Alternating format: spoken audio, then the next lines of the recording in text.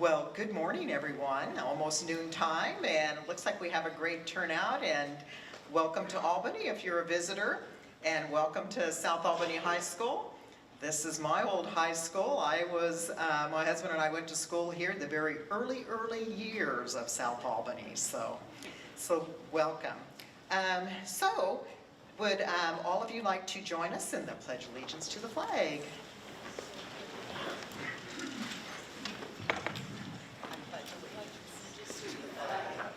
United States of America, and to the republic for which it stands, one nation, under God, indivisible, with liberty and justice for all.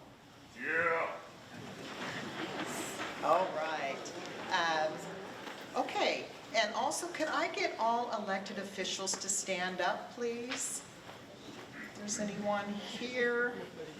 I think there's State Representative Shelley Bosshart Davis is in the back, you can see, and also Lynn County Commissioner Roger Nyquist is back there. And I know we just had it, and there is Jim Gorley. He's on the Sweet Home School Board. He used to be longtime city councilor for Sweet Home and former mayor. And then his wife, Lisa Gorley, who's on the Sweet Home City Council. And was there anyone else I'm missing? So, okay, all right. Where Jim? Oh, introduce yourself again. Yep. Yep, City Council for Brownsville. Yep, thank you. Okay.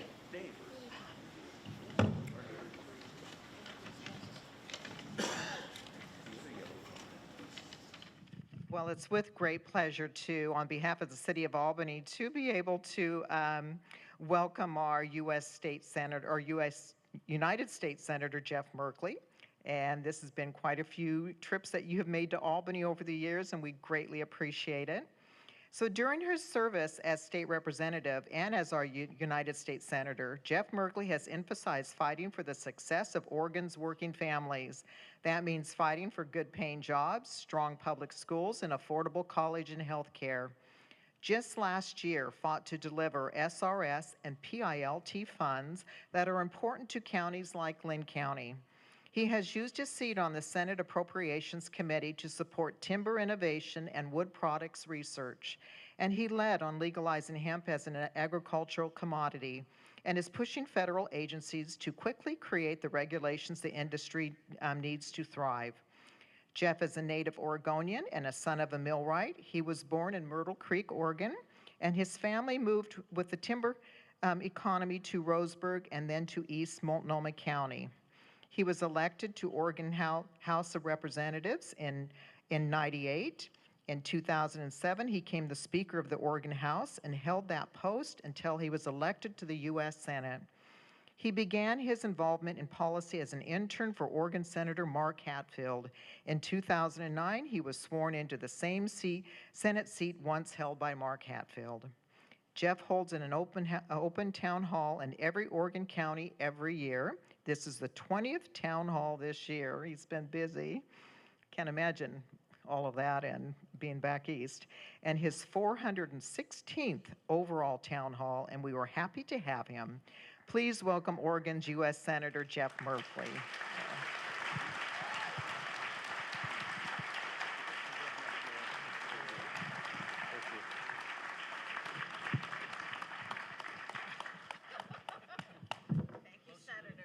Well, welcome everyone. What a turnout. Really appreciate you all coming to be part of this Oregon tradition of town hall meetings, because this tradition is disappearing across most of the country. And it's in large part because we've become a society that has a lot of friction, a lot of division. And so most members of Congress say, well, we'll just avoid that and not go talk to the public.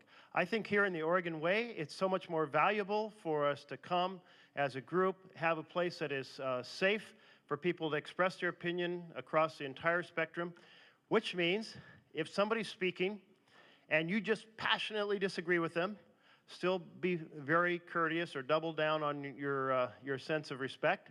And we'll ask everyone else to do the same when you're sharing your views, so people can share their thoughts across the entire spectrum. At the start of each town hall, I like to shine a light on a group that is doing something important, contributing to the community, and today we're going to shine that light on Vets Helping Vets HQ. And Daryl Hunt, I believe, is here, and Daryl is right over here. Come on up. Come on up.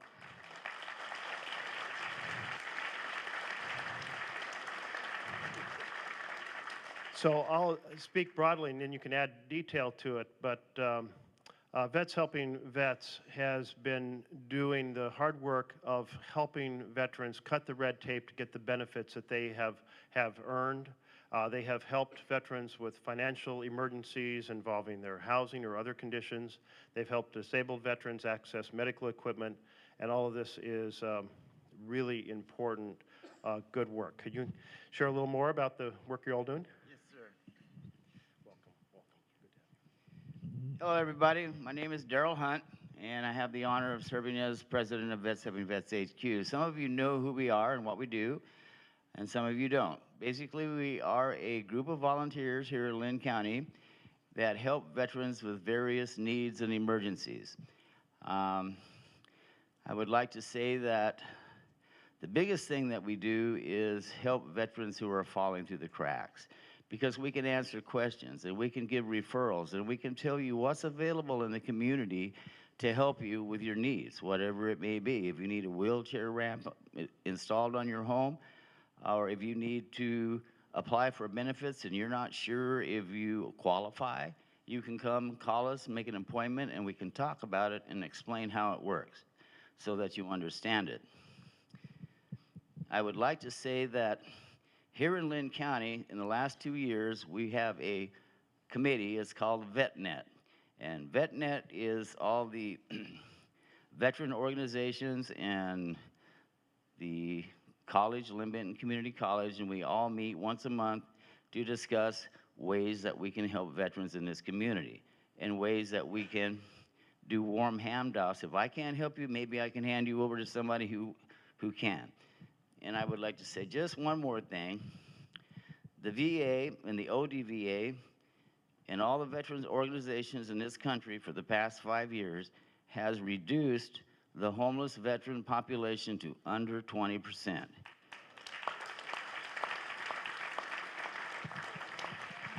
It used to be almost 50% 5 years ago. So we have the Homeless Veteran Integration Program, funded by the Department of Labor. And another thing that we're working on now, and we will be doing fundraisers later on to do this and accomplish it, but what we need now is veteran transitional housing. Now what this is, it's housing for not only homeless veterans who are trying to move up and get back into the community, but for veterans who are being discharged, trying to transition into a civilian life. And a lot of them don't know how to do it. Thank you, sir. Hold on.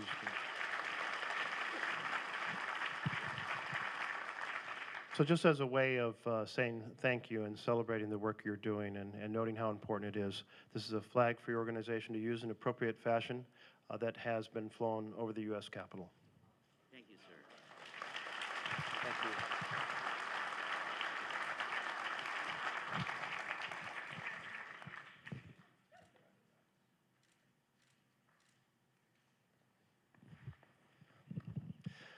So there's a lot of issues to be concerned about. Let's start with the foundations for families. Families to thrive, the core issues are generally housing, health care, education, and a good paying job. And I believe we've really underinvested in those foundations over the last several decades, and we can start to see the impact on how families have been struggling. And in fact, since the mid-1970s, the wages for working Americans have been flat or declining. Very different than the first 3 decades after World War II, where families were finding more success and being able to have a good paying job and be able to afford a house and stability in the community and so forth. So those issues are key. Then we have the challenge more broadly of the corruption of our federal institutions. And by this, I mean the gerrymandering and the voter suppression and intimidation. And probably most destructive of all, the dark money in campaigns that was unleashed by Citizens United. We really started to see that flow in a massive way in 2014. And we have other institutions that are struggling. The US Senate is struggling. You know, it's the proverbial statement, I say proverbial, apparently he never said it, but it's referred to George Washington said, well, the Senate was designed to be the cooling saucer. And I never really understood that analogy because, what, you pour your tea into your saucer? Why would you do that? But at any rate, the cooling saucer, the idea was the Senate would, with 6-year terms and an initially indirect election, would be maybe a little more thoughtful and less quick to adopt the latest rant than the House would be. But what the Senate has done is become a deep freeze, not a cooling saucer, but a deep freeze. We have 350 plus bills that have come from the House that haven't been looked at, and they deal with things like housing and health care and education and living wage jobs. And when I first saw the Senate in action, quite a long time ago, back when I was an intern for Senator Hatfield, and then I worked on Capitol Hill during the 1980s, well, the Senate did virtually everything by simple majority as the founders intended. In fact, Hamilton said, never make the mistake of doing a supermajority, and he called it, you'll see tedious delays and contemptuous compromises of the common good. Well, that's kind of where the Senate is now, where the role of supermajority has, over the last few years, has just become completely dominant. And thus, very hard to get things passed that take on powerful actors, because the powerful actors only need a much smaller share of the Senate to stick with them to prevent us from taking on topics on behalf of the people.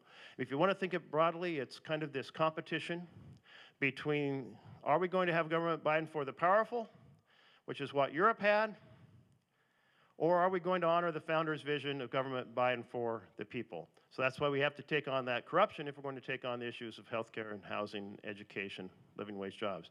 And we have the issues of the strength of our agricultural community, our natural resource community, and we certainly have the challenge of climate chaos, where rising temperatures are having a big impact in so many ways, on our forests, on our fishing, on our farming and agriculture.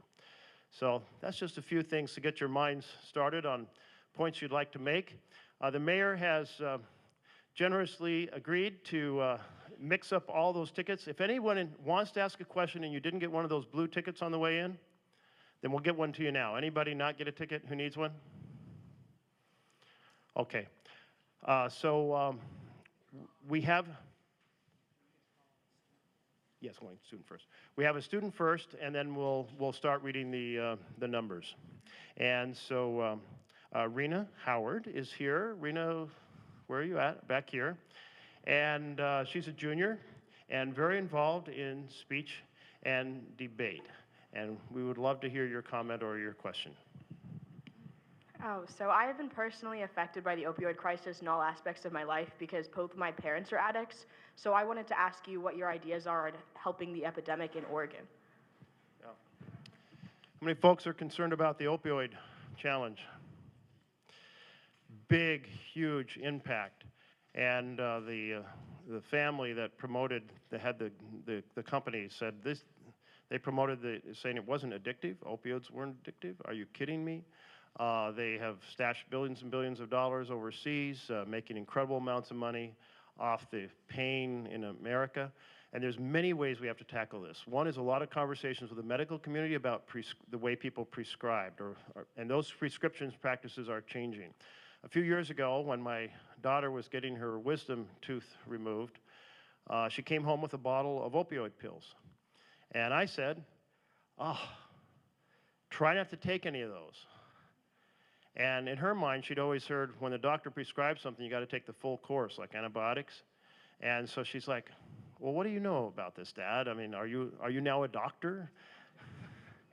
And I said, okay, I'm not a doctor, but I'm pretty sure these are dangerous. And she said, well, if they're dangerous, why wouldn't the dentist have told me? And then I was telling this story to a mayor in Southern Oregon.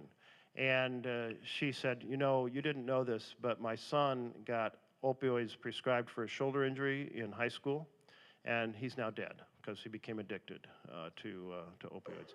So the prescribing practices on the first end, it's one of those cases where a ton of the addiction started actually with a medical prescription. So we have to tackle that piece of it. And then we have to have a lot of addiction treatment. And I've sponsored a bill that would immediately put $1 billion more into this.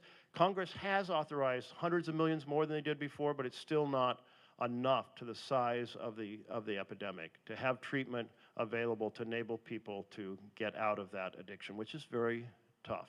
So those are probably two of the courses, and thank you for raising the topic, and it's a tough one. Thanks. Okay, now we're going to turn to all of your questions, and maybe just hand me 3 at a time. Oh, they're white tickets. Okay. Okay. Okay, great. So I'm not going to read the first 3 numbers because they're all, say, 358, and I don't want you to get too excited that you're almost about to win the door prize. I'll just read the last 3 numbers, 279, 248, and 232. So raise your hand and we'll put a mic, and then if you can share your number and your name just to kick off. And we have one right here and one over here. Do we have the 3rd ticket? And then one back there. Great. Number and name, please. I'm going to stand up for that, if I can. It's always a question when you're 93. Anyway, my question is... You're doing well. I'm trying hard. You mentioned the word climate chaos. That's a better definition than climate change. I appreciate that. And my question is, do you think that we can cope successfully with climate chaos while we still continue to support the military-industrial complex? That's the phrase that Dwight Eisenhower used for us, and I've remembered it very clearly. I've been a peace activist since 1948, and we've always lost.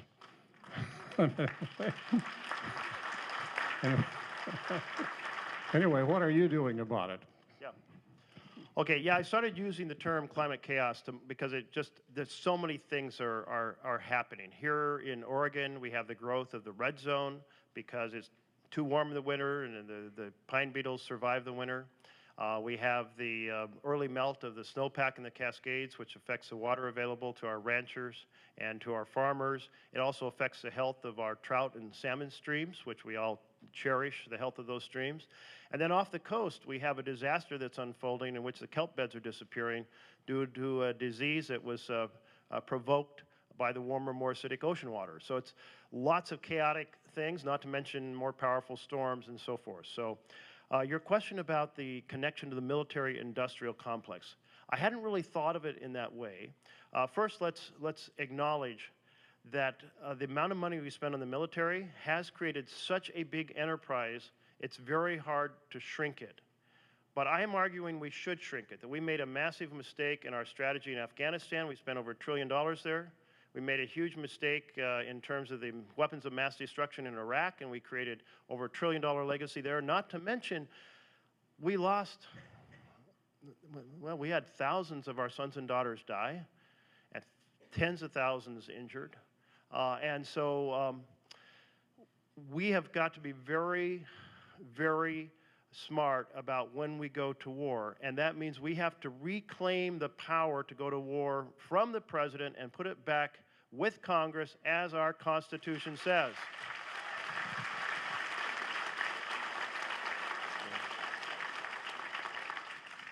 And by the way, I spent a couple years, I worked for Secretary Weinberger in the Defense Department and then worked for Congress, and I saw incredible amounts of waste in the military enterprise, waste that could go to housing and healthcare and education jobs. All right, but this is different. You asked about the connection to climate chaos. Actually, interestingly, there are a group of military leaders who have been on the forefront of renewable energy. They have space on their base.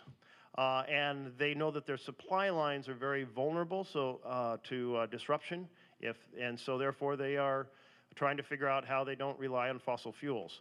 So it's a question I've never been asked, that connection, but there is at least some positive angle to work being done by the military enterprise to think about the conversion from fossil fuels to renewables. Okay, not enough, you're saying. Not nearly enough, all right. Oh boy, too many town halls. I'll stop there, but we have to transition quickly. Let's do one little exercise. I'm going to have you all breathe in for 3 seconds and hold your breath. Ready? Exhale. It's a great way to get perfect silence in a room. The air you just had in your lungs is very different from the air when you were born. From my lifespan, there's not 1% more carbon in the air, or 2% more carbon in that lung full of air, or 5%. It's 33% more. And at the rate we're going, the carbon will double within my lifetime because we're at an accelerating rate upwards. It's having profound impacts. And the president said, well, let's plant a lot of trees. Yes, okay, yes, absolutely, but that's not enough. And we have to have American leadership with the world, because we have to, as a human civilization on this planet, we have to act together. And it's a long ways to the next star. We're not going to get there in time to save us. We have a beautiful planet. We have got to protect it and rapidly get off of fossil fuels.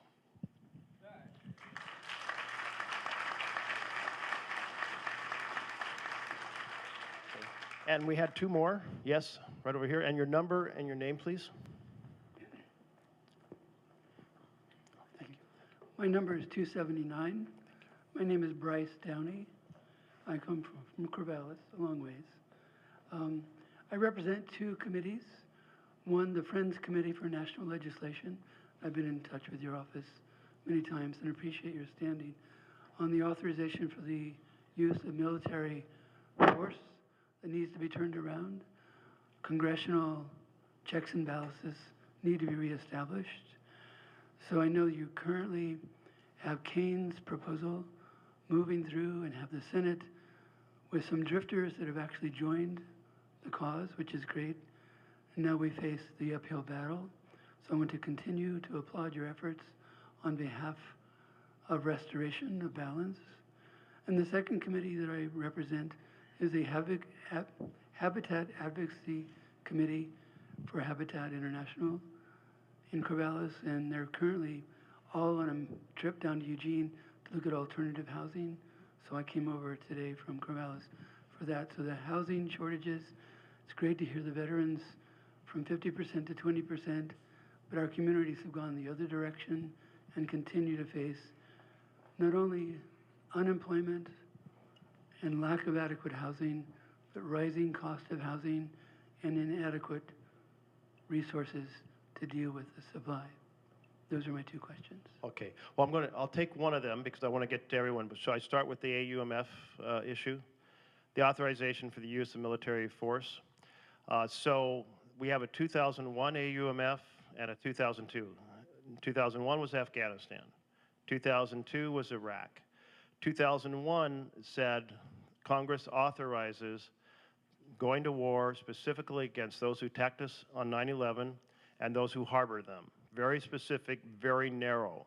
That thing has been stretched to justify a deployment of troops into hostilities in a dozen-plus nations, even though it was written that narrowly. Then the Iraq 2002 was also very narrow, but the administration is saying, well, Iran has some militias in Iraq, so this allows us to go to war against Iran, even though it very specifically did not authorize that. So Congress has taken action. We passed a resolution under the War Powers Act that said, no, Mr. President, you cannot go to war under the 2002 AUMF. You want to go to war against Iran, you have to get permission from Congress first, or an authorization from Congress first. And we passed it a week before last.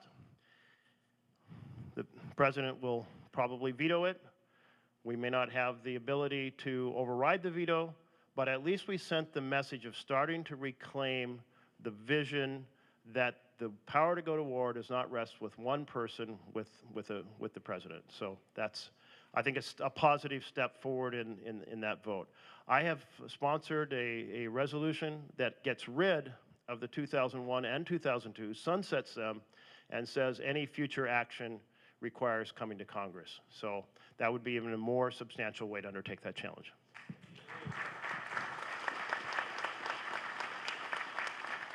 I won't comment on the housing right now because I'm sure we'll get to housing with other people asking questions. And we had the third person was over where? Right back here, yes.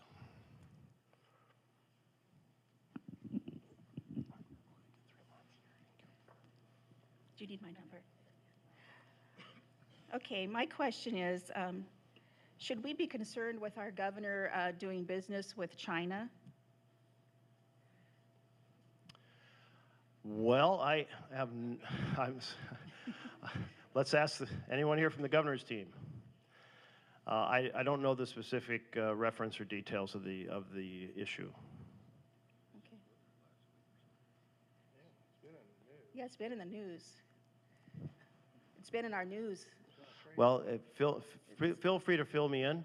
I'm wrestling with just a few issues, national issues, and I hadn't heard about the governor transactions with China. So Well, I believe it's like trade issues. Okay. Well, let's just ask everyone else. How many people are concerned about the governor doing business with China?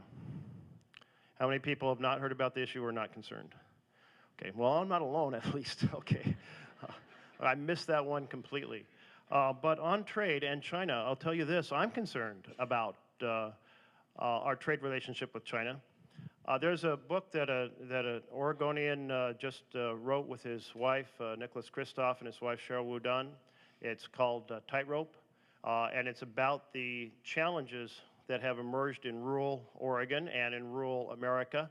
And he notes in the book, or they note in the book, that things started to go awry when good jobs disappeared, and one of those was they lost a glove factory. And so I was talking to Nicholas Kristoff and Cheryl Wu-Dunn. I said, well, what happened to the glove factory? And I don't think they had a clear sense of exactly why it went down, but I said, well, I bet it's because China produced gloves, paying almost nothing in wages and no environmental rules, and undercut the cost, and our factory went out of business. We saw this all across America. We made a strategic decision that we were going to separate China from Russia because we didn't want a consolidated communist power. And the result of what we did and giving them full access to the market cost millions and millions of good paying jobs here in America. So I think we have to wrestle with that. I don't think the strategy right now that we have had, that President Trump has put forward, he's raised the issue, but it's kind of been a chaotic, put a bunch of tariffs over here, and China says, well, we'll retaliate with a bunch of tariffs over here. There is a much more systematic way to attack it through a plan that Warren Buffett put out years ago in which you create ratios for imports and exports that would address the challenge of a massive trade deficit in manufactured goods in a systematic way and recreate jobs in America. And I think we need to address that issue. So maybe that's at least tangentially related to your question. Thank you. Okay, and now we'll go on to the next three. We got 271 and 335 and 250. Let's see, I see hand to hand to hand, so we got all three, great.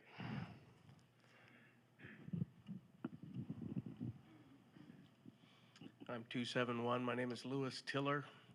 I'm not going to worry at this moment with the president. I'm sure other people will be discussing that. I want to know what we can do with Mitch McConnell.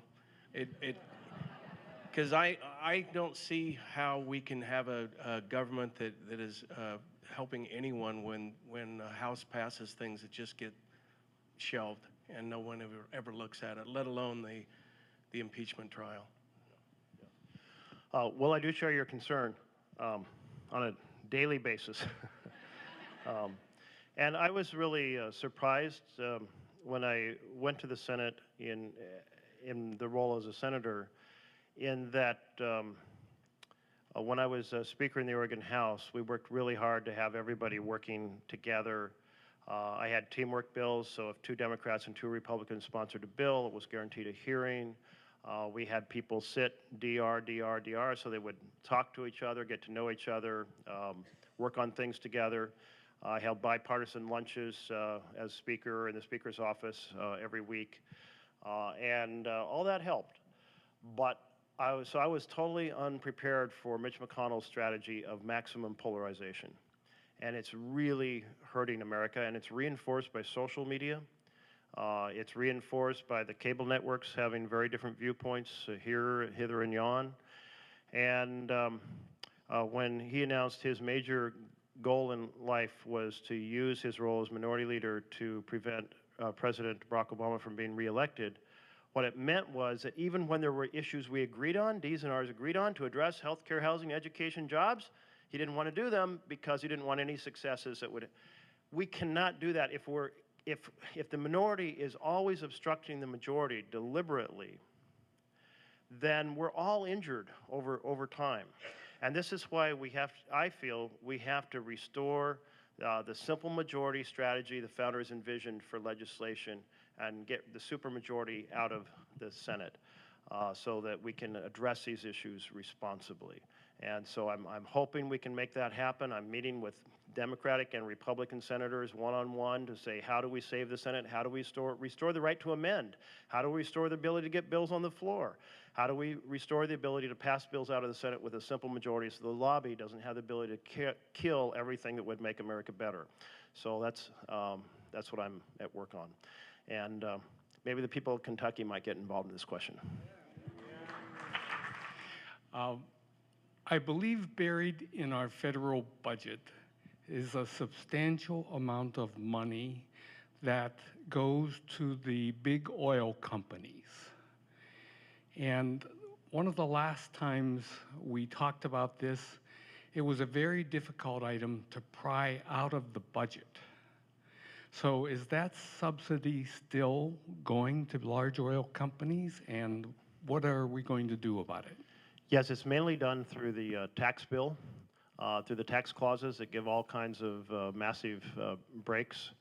And I was struck a few years ago when I was working to support research on wind energy, and a Republican senator opposed the amendment, saying, well, wind energy is very mature. We don't need subsidies for a mature industry.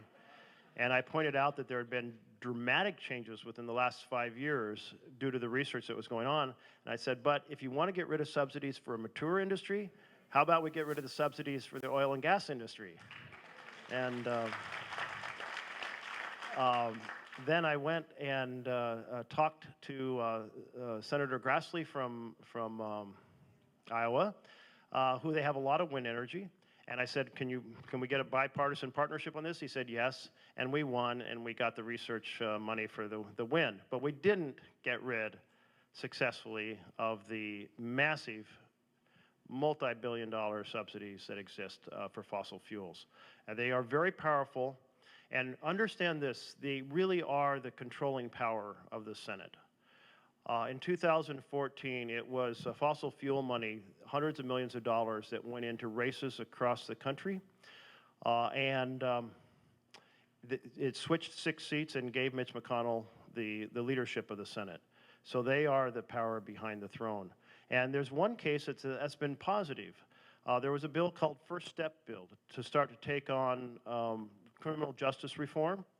And McConnell didn't want to put it on the floor because he said Tom Cotton and Cruz, they are on one side, I've got members on the other side. I don't want to divide my caucus. Besides, we're the tough on crime caucus. Why would we reform anything?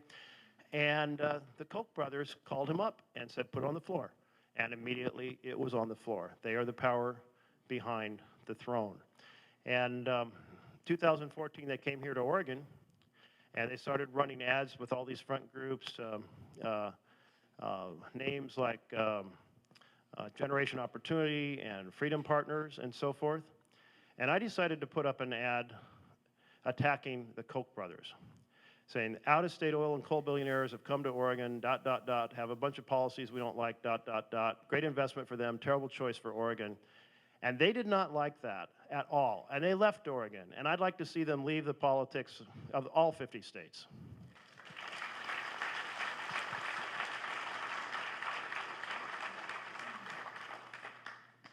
And I think we had the third one in the group, yes.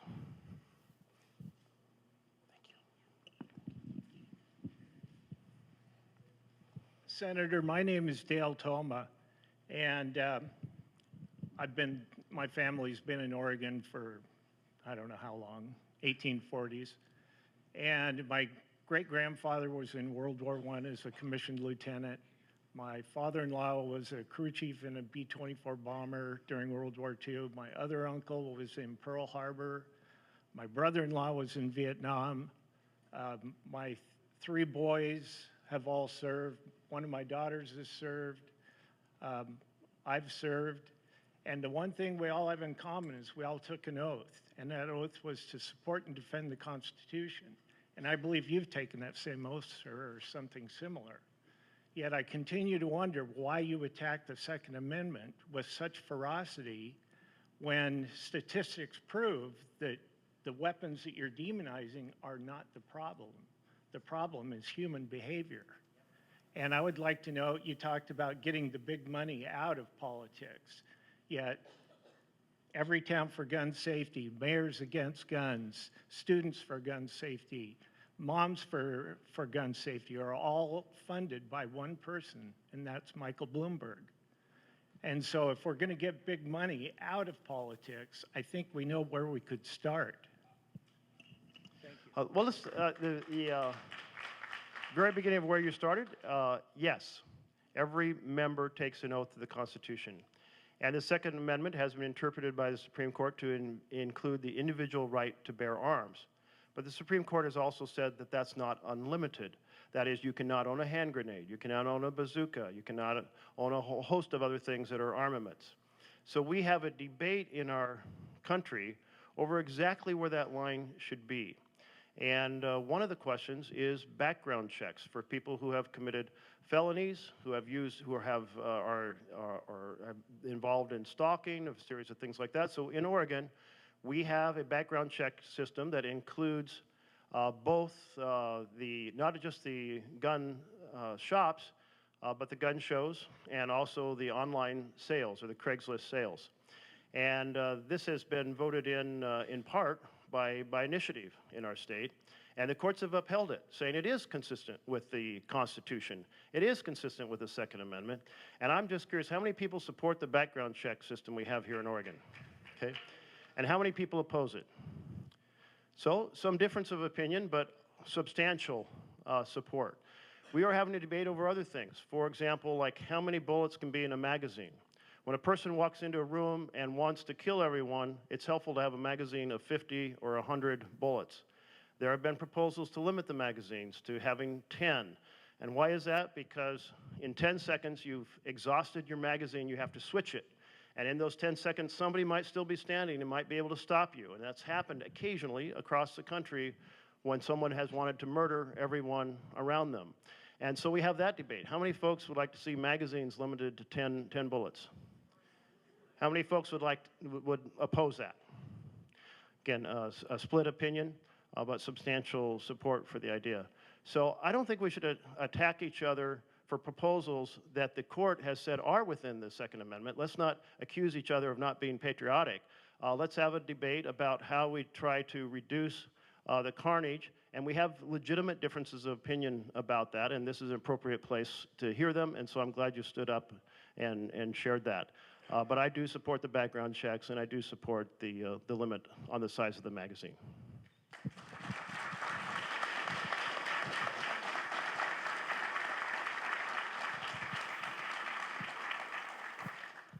And we had the other two hands were somewhere out there, I think.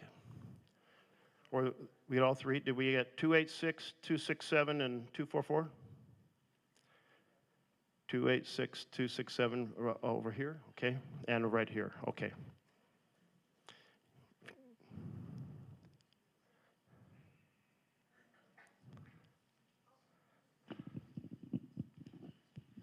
Hello. Hello, Um, welcome.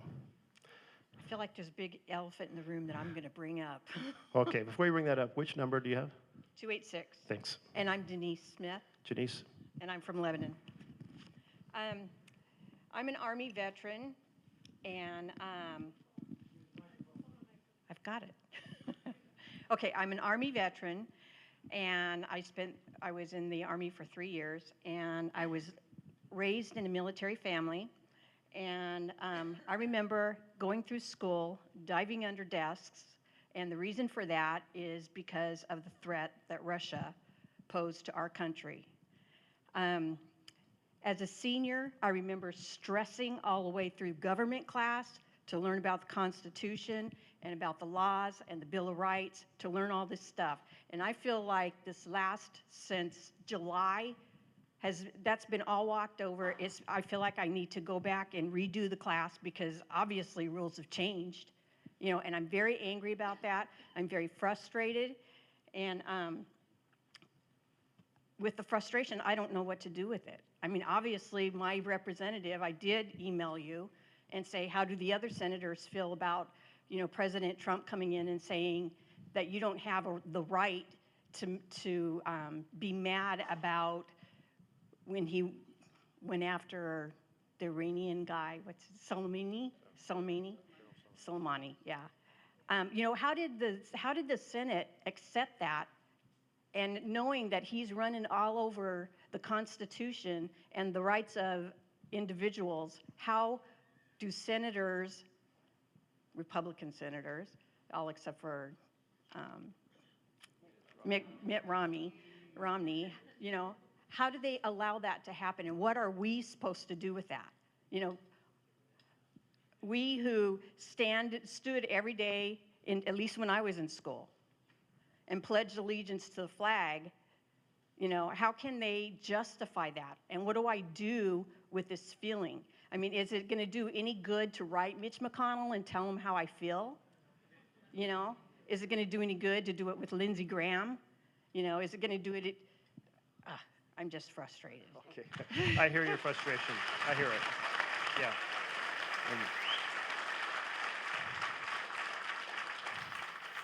So you mentioned Mitt Romney's position, and he was the one Republican senator who voted yes on conviction of the president under the impeachment trial. This was hardly a trial in the sense that most Americans would think of a trial, because a trial involves access to documents and witnesses, and it involves a jury that's impartial. And in fact, we have to take an oath at the start of the trial that says we commit to doing impartial justice. And the majority leader, before the trial, said, I am not impartial. I'm going to work hand in glove with the president for his exoneration. If you can't be impartial, then don't take the oath and recuse yourself from the trial.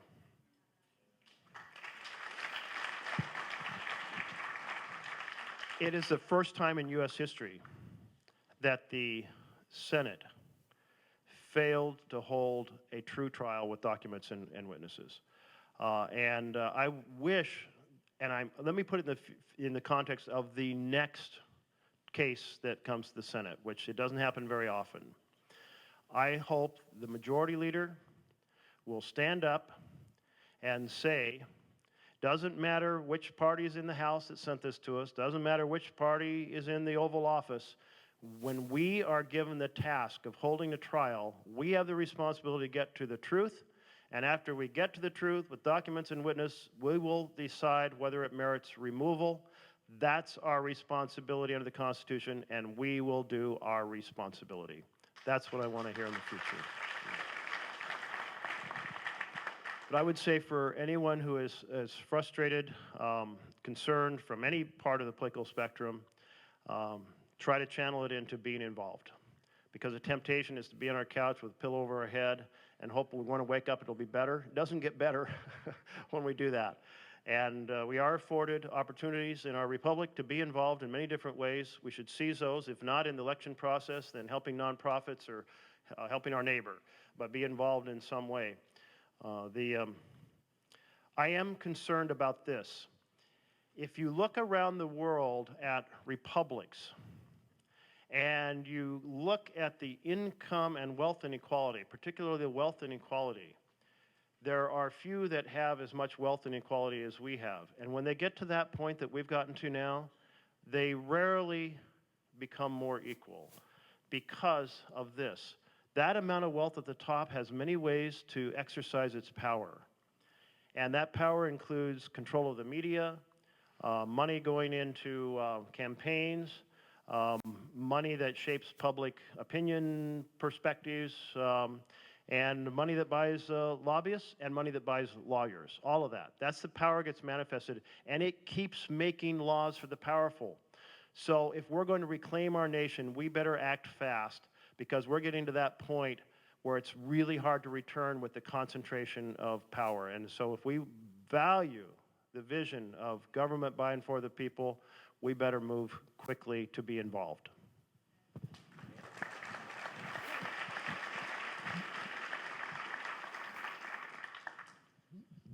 And we had 244 and 267. I'm 267. Okay, welcome. My name is Susan, and I happened to meet you back when I lived in Iowa, and you were considering a run for the presidency. So I'm happy to say Was that that like a million years ago? It was like that, but now you are my senator, and I'm very, very pleased to live in Oregon. We're glad to have you here in Oregon. Thank you very much. My question relates to what you were just speaking about. How in the world can we overturn Citizens United?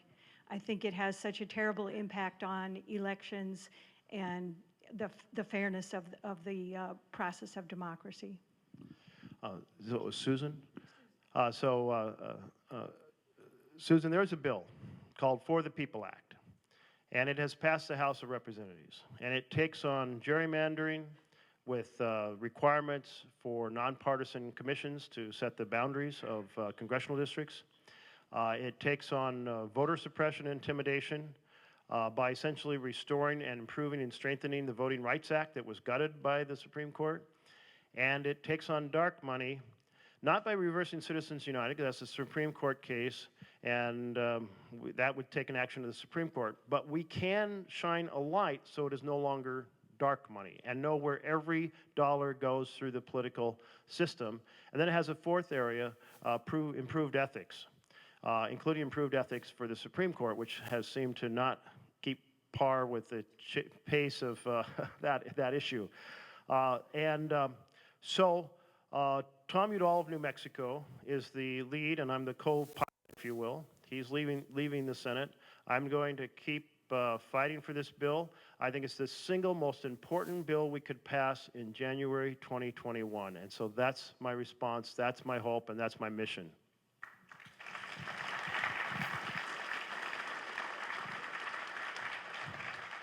So I'm told we're running out of time, but we still had 244 in that group, and then a student. Is 244? Do we have you? Yes. Hi, I'm Teresa Hess, and thank you again for coming. My question is kind of a reverse of a lot of questions. Instead of wanting you to do something, I want you to tell us what we need to do to affect some of these changes that are so obviously needed, especially after the failure of the impeachment process to get rid of Mr. Trump. And I want him out of there, and I want to go away from here with a to-do list for everybody here, and this is not just an hour we spend with you and then forget all about it and just hear it on TV, but we haven't done anything. I want to tell us what we can do that's effective, that will be effective as a group and not necessarily just individually. Okay, well, I'm speaking to this from a bipartisan point of view, wherever you are in the spectrum, because this is not a Democratic event or a Republican event. I represent all Oregonians. So if you are frustrated, if you are concerned, then start by getting your neighbors into your kitchen or into your living room to have a conversation about it. Then consider how you can get involved in the campaigns. We have a primary coming in May. We have a general election in November.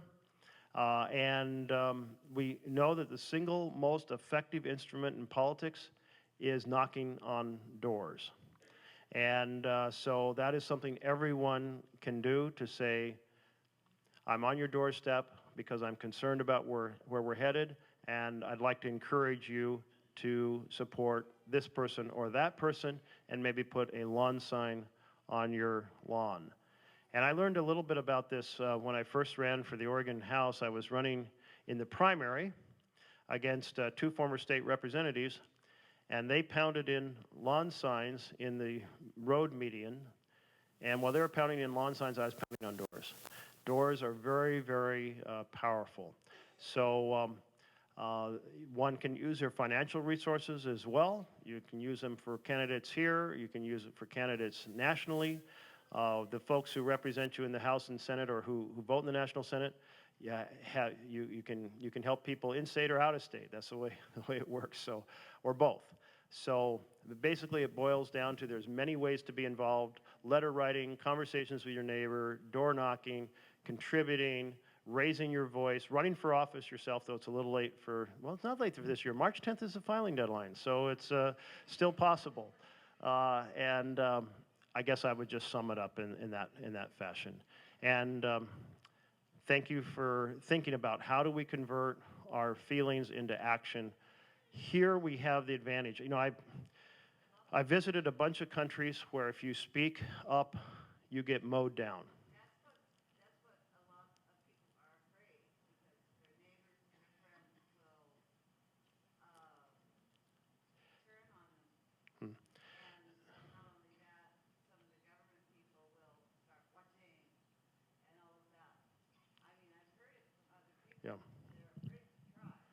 Yeah, the points she's raising, I didn't catch her name, I'm sorry.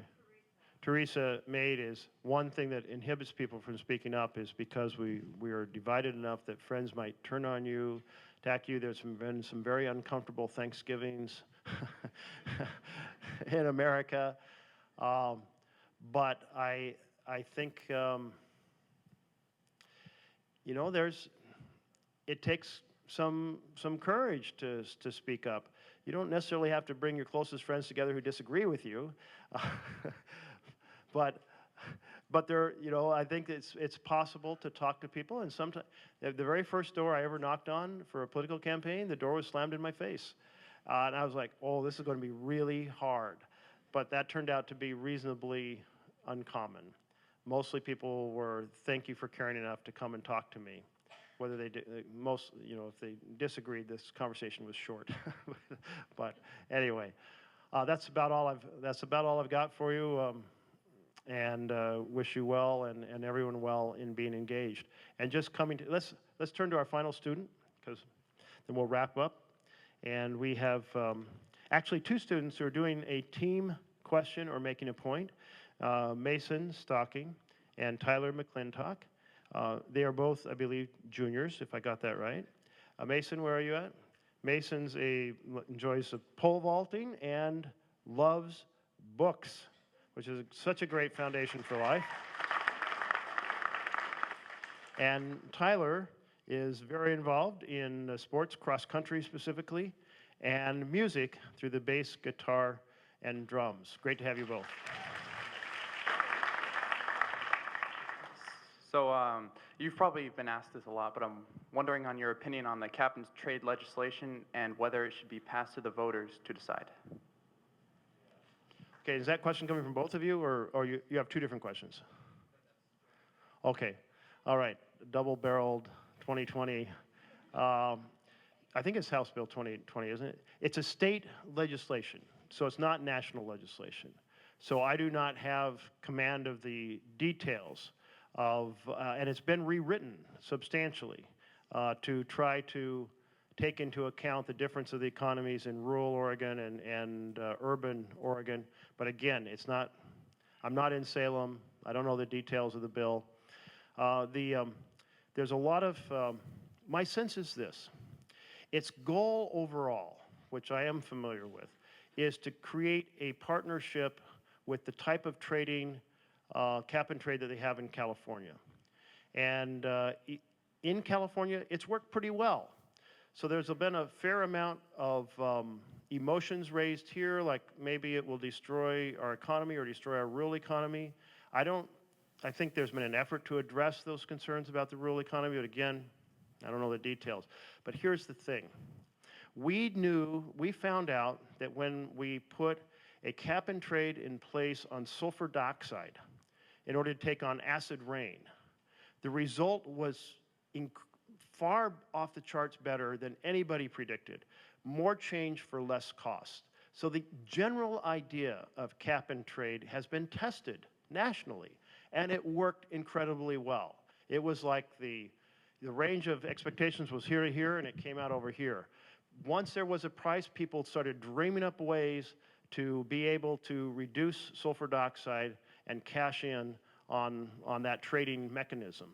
So if it worked so well for sulfur dioxide, why can't it work for carbon dioxide? That's what the state legislature is debating and trying to figure out. There's been various proposals, versions at the national level. They are not being debated in the Senate under Mitch McConnell's leadership, but it is a tool that has been seen to work. But here's something else. It didn't get jobs to where they needed to go. And let me explain this. Here's another approach. And you all will have heard of the phrase Green New Deal. And some of you may go, oh, that was some crazy leftist thing. I would argue otherwise. I'd say there's 4 principles in the Green New Deal, if you boil it down. One was we have a really big problem. And second, because we have a really big problem, we have to act really urgently and boldly. And third, in redesigning and rebuilding our energy economy, we can create millions and millions of jobs. And fourth, we can get a lot of those jobs to places that really need them. Rural communities, frontier communities, frontline urban communities have been bypassed by our current economy. Those 4 principles, big problem, bold response, create millions of jobs, help get jobs that places that really need them. I support all 4. That's why I'm a co-sponsor of the Green New Deal.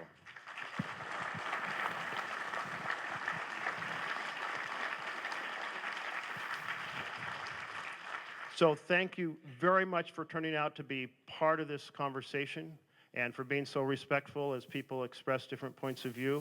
And please carry your engagement forward because in the dark times of our nation's history, it's been citizen engagement that has turned us around. And I believe we're in a fairly difficult and dark time right now, and we really need citizens to turn things around. So God bless you and thank you.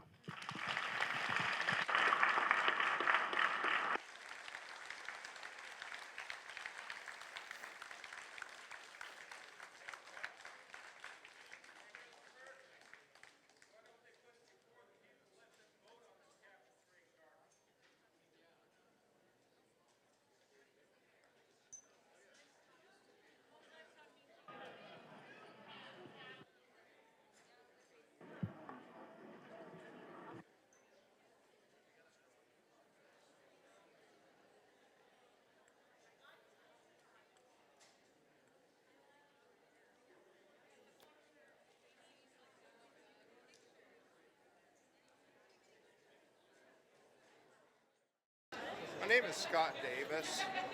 I recently retired from the timber industry, particle board, plywood, worked for Duraflake here in Albany, worked for Timber Products in Medford, spent 43 years in the timber industry, recently retired. I am a diehard constitutionalist. I wish I had brought my copy.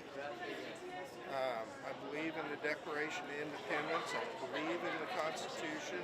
I've read it more than once. I'm starting to really understand it.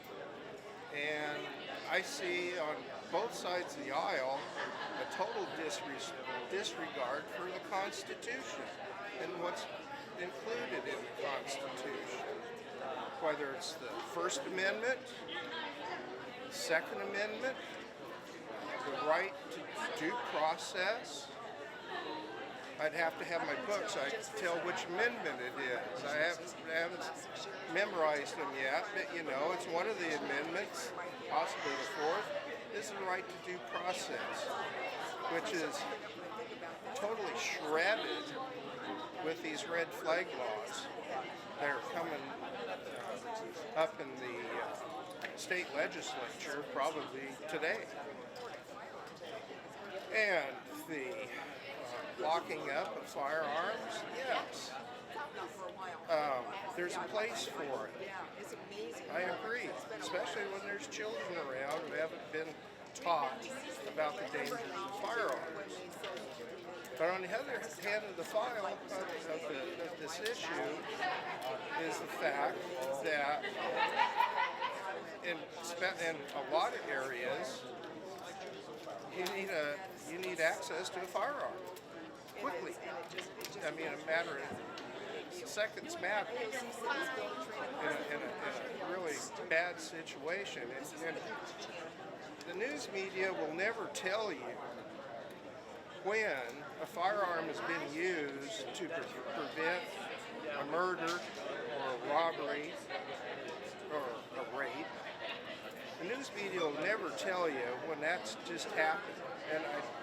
And the people that have used a firearm to stop a crime, they aren't going to call the authorities if they can get out of it, because it can cause all kinds of legal problems. They'd rather not even talk about it. So, huh? I think it's a meeting of Democrats. These people are probably fans of Jeff Merkley, and they're entitled to the town hall to meet their representative. Myself, I never voted for him, and as far as I'm concerned, he's not my representative. He's not my senator.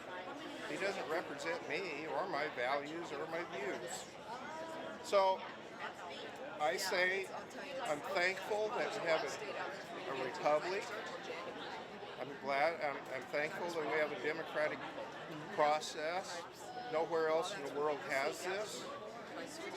So I'm going to volunteer more, and I'm going to work towards making this happen. Meetings like this, and myself, the opposing view, I'm going to work to elect politicians who reflect my view. So, my name's Dale Toma. I'm from Sweet Home, Oregon. Okay. And I ask a question about the Second Amendment and Senator Merkley's insistence on trying to trample all over that amendment. And my entire family has served. We've all taken a constitution to support and defend the Second Amendment. Yet I feel that the senator's actions have been in direct opposition to the Constitution. And his excuses regarding magazine limits or why can't people have hand grenades, those are red herrings. They absolutely don't apply. The framers of the Constitution felt that it was necessary for the militia, which is all American able-bodied people, to be able to defend the country in time of crisis. It's not about hunting. It's not about having a gun under my pillow. It's not about target shooting. It can be all those things, but it's about gun ownership. And I shouldn't have a reason why I have a gun or how many bullets I have in my magazine. I felt the town hall was good. The crowd seemed to be a little biased, but I expected that. I have to give the senator credit for actually holding this, because I know some senators. Joe Ray Perkins. I live here in Albany, and I'm running for the US Senate to unseat Senator Merkley. Well, I think there's a lot of people who thought that it was a Democrat-only meeting. I am disappointed that we didn't have more Republicans here. There's actually more Republicans in Lynn County than there are Democrats. as registered voters. I would have liked to have seen more Republicans come out, but it's a gorgeous day, so it's kind of hard to break away. I get yard work done. Overall, the meeting, his answers were shallow. I believe that most of them were inaccurate and misleading. But he did reveal to us some very important things. One is that he doesn't believe that we should have firearms to the degree to defend ourselves should we get attacked by more than one person. 10 rounds is not going to do it unless I've got multiple firearms on my person. He ignores the fact that part of the reason that we have the right to bear arms is because of the possibility of a tyrannical government. He is way off on the climate issues, and he's just, well, first of all, the CO2 feeds the plants. The plants give us oxygen in exchange. Reducing the CO2 to the levels that the climatologists are talking about will cause plants to die off, which give us less oxygen, which is not good for us. That's just basic science 101. And that's not good. The acid rain issue was debunked probably 20 years ago. I just was reading about it just the other day. Somebody brought it up, so I went online and did more reading to learn about this. So the things that they're talking about is follow the money. And all this climate change information came out of the United Nations as a way to depopulate the earth. And so follow the money, go back to the Rio Accords. People can look up on the UN site Agenda 21, which they've renamed to Agenda 2030. And this 12 years that they've come up with came out of a UN globalist climatologist climate change meeting last year. There is zero science to support their hypothesis and their claims. So it's too bad that we don't have a United States Senator who's willing to stand up and speak the truth, but buys into the rhetoric and the incorrect information. Thank you very much. You're welcome. Thank you so much. I'm Carrie Latham from Corvallis. I'm Ashley Bromley. I live here in Albany. I'm Catherine Blaustein from Corvallis. I'm Louisa Hooven. I live in Corvallis. So we're faculty from Oregon State University, and we came today to pass out some flyers for our union that we formed recently, United Academics of Oregon State University. And we're bargaining our very first union contract with the administration. So our flyer, which we pass out all of them because there's so many people attending today, and there's some. We found a few left there's behind. There's still some. Okay, and they just list some of the things that we're bargaining for, and bargaining is a long process. Always a lot of conversations back and forth, and some of those things are things like. Well, compensation is in there, but also just child care and stability and support for teaching and research, which is the main things that we do at OSU, and the main things we do for the community. So we need support from the community, which is why we are passing out the flyers so that we can show the administration that as we bargain our contract. You all kind of feel the same way? Anything else you want to add? I want Lisa to be the only one talking. No, I like to be the only one. It was good to get community support and also some support from Senator Merkley. Yes, yeah. So what did you all think of the town hall today? I liked it. It's the first one of his that I've seen, and it was one of the reasons I wanted to come. I've been a supporter of his since he ran for senator, and so it gave me an opportunity to see him off the cuff, interact with the voters, and it's very informative. And I'm trying odds. How about you? Yeah, I thought it was really good. I've been to a town hall of his before, and he's pretty good at engaging with people with, different opinions, and he does a nice job being like a human, and yeah, you feel pretty good about it. It's nice to get together and have active democracy, which is what we're all fighting for at OSU. So this is continuing it in all areas of our lives. And how about the issues that he was talking about today? Gun control, climate change, or climate chaos, let's say. Any thoughts on that? Oh my God! I mean, we're a university. We're a university. We work on those problems. That's why we need your support. If you care about those things, you should be supporting universities and higher education. We not only do some of our researchers work on those issues, we have to train the students that are going to address those problems in the future. And it's very important that we have what we need to be able to do that. It's critical for the planet. It's not just, for higher It salary. would probably be good, and I'm going to edit out all my stuff. I'm going to edit out all my comments, but it would be good if you could tell me. I remember what you worked on, Louisa, because you and I have known each other a while. But could you go through and just say, what your specific discipline is and what your area of research is? Sure. So I work in the Department of Horticulture, and I teach several online classes. Is one thing that I do. I teach a class called Pollinators and Peril. It's about all the pollinators of the world, including hummingbirds and bats and bees and flies and all kinds of other creatures, and and the different threats to them. And then I also do some research into bees and pesticides. And I'm really interested in how pesticides are formulated and how that might exacerbate how bees are exposed to them.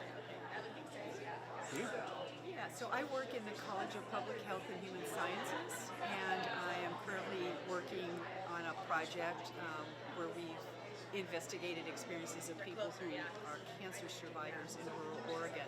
So that whole piece about healthcare being delivered for a really serious, hopefully chronic condition, but in rural areas where resources are often not as nearly available as they are for those of us, for instance, in mid-Willamette Valley.